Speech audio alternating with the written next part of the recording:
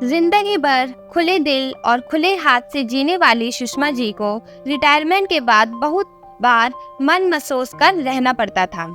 सारा पैसा बच्चों की पढ़ाई और घर बनाने में लगा दिया था। बचत बस काम चलाने भर की ही थी। शाम को सुषमा जी जब टहलने के लिए गार्डन में गई तो उनका महिला मंडल वाला ग्रुप रामेश्वरम जाने का प्रोग्राम बना रहा था। सुषमा, तुम भी चलो हमारे साथ, रीता जी ने कहा। अरे वाह, क्यों नहीं। बहुत वर्षों से मेरा भी मन था कि मैं रामेश्वरम जाऊं। बच्चों से बात करके बताती हूँ भाभी जी। शाम को दिनेश जब ऑफिस से आया तो सुषमा जी ने बड़े उत्साह से अपनी योजना के बारे में दिनेश से चर्चा की। बेटा, मैं भी जाना चाहती हूँ। बहुत वर्षों से मेरा मन था और थोड़ा चेंज भी हो जाएगा। सुषमा जी को उम्मीद ही नहीं थी कि उन्हें ऐसा जवाब मिलेगा।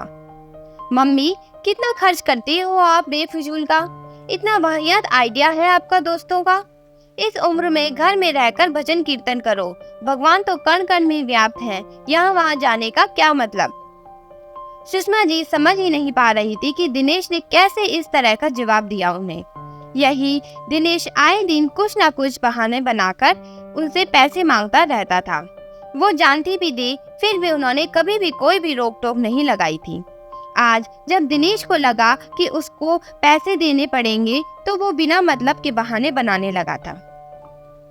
सुषमा जी ने कोई जवाब नहीं दिया और वो वहां से चली गई।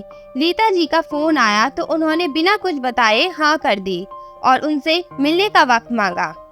भाभी जी, मैं दिन भर खाली बैठी रहती हूँ। मैं कुछ करना चाहती हूँ जिससे इस उम्र में मैं व्यस्त भी रहूँ और आत्मनिर्भर भी। अरे वाह सुषमा जी, तुमने सही समय पर अपने मन की बात की। मेरे पड़ोस में सुनीता रहती है, उन्हें एक टीचर की जरूरत है। तुम भी एक बहुत अच्छी टीचर थी। अगर तुम फिर से क्लासेस लेना शुरू करो तो अच्छा रहेगा। क्यों नहीं भाभी, आप हाँ कर दीजिए, और भी बच्चे हो तो मैं ले लूंगी। अब सुषमा जी शाम को बच्चों को ट्यूशन पढ़ाने लगी।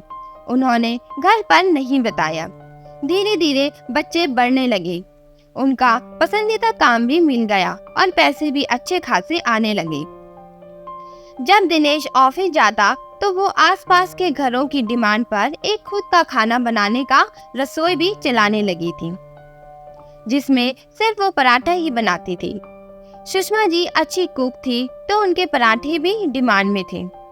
उन्होंने अपने किचन का नाम रखा था घर के पराठे। एक दिन ऑफिस में अपने दोस्त के साथ दिनेश खाना खा रहा था। उसके दोस्त ने उसे खाना ऑफर किया। उसे स्वाद बहुत जाना पहचाना लगा। रवि, ये बहुत स्वादिष्ट पराठे हैं। ऐसा लग रहा है कि जैसे मेरी माँ के हाथों का। अरे, ये पराठे मैंने पहली बार ऑर्डर किया है। कोई आंटी है जो रसोई चलाती है, मुझे भी नंबर देना, दिनेश बोला। दिनेश के होश उड़ गए जब उधर से उसकी माँ की आवाज आई। वो कुछ नहीं बोला और उसी समय घर आया। माँ, आप ये सब काम क्यों कर रही हैं? आपने मुझसे कहा भी नहीं।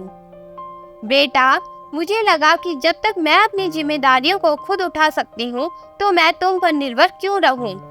बात बात पर तुम्हारे सामने हाथ फैलाना और अपनी ख्वाहिशों के लिए भीख मांगना मेरे लिए आत्मसम्मान को ठेस पहुँचाने लगा था। मैं आत्मनिर्भर बनकर जिंदगी जीना चाहती हूँ, और हाँ, तुम अपने खर्चे स्वयं उठाना और मैं अपने। इस पैसे पर मेरा हक है। मेरी कोई भी जवाबदेही नहीं है तुमको। मैं जहाँ भी जाऊंगी तुम्हें बता दूंगी। तुम मेरी जिंदगी में हस्तक्षेप नहीं करना और ना ही मैं तुम्हारी जिंदगी में करूंगी। दिनेश अवाक सा देखता रह गया था। उसके पास ना तो अब सवाल करने का हक था, ना ही जवाब की उम्मीद। दोस्तों, अगर आपको हमारी कहानियाँ पसंद आती है तो चैनल को लाइक, शेयर और सब्सक्राइब जरूर करें और कमेंट के द्वारा हमें ये भी बताइए कि आपको हमारी कहानी कैसी लगी।